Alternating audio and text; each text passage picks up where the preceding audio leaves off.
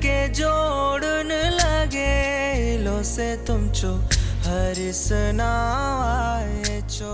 और सबसे ज्यादा तो कोई समाज यदि जंगल को बचाए रखने का काम करता है तो हमारा आदिवासी समाज करता है।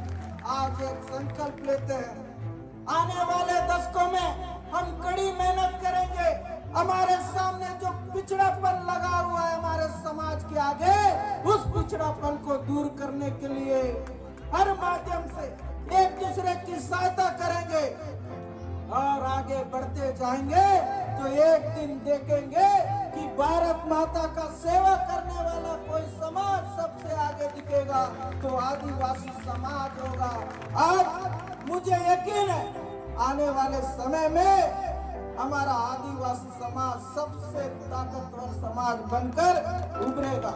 हमारे बच्चे अच्छी शिक्षा लेंगे तो सिर्फ रोजगार नहीं पाएंगे बल्कि देश में नीति बनाने वाले भी बनेंगे। और आदिवासी बनाम दूसरे समाज की लड़ाई भी छत्तीसगढ़ में खड़ा किए जाने लगा है।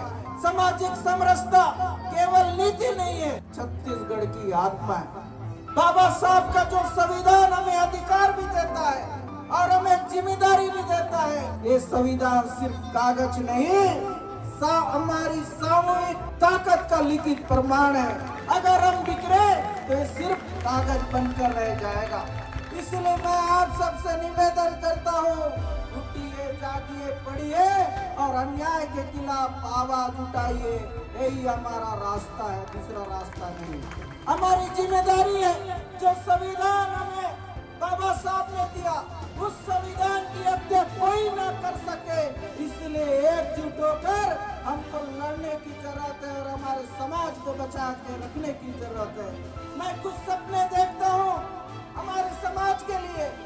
आदिवासी संस्कृति को केवल नाच गाने और मेले तक सीमित नहीं रखना बल्कि भारत के मुख्य धारा से जुड़ना चाहिए और भारत के इस विकास यात्रा को मजबूत करने के लिए भारत में आदिवासी पहला प्रधानमंत्री बनेगा।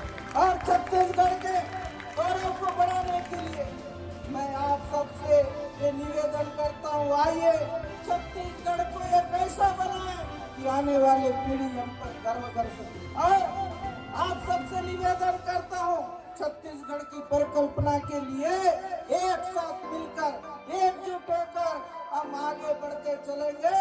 ये हमारी जिम्मेदारी है, ये हमारा दायित्व है और हमारा हक है।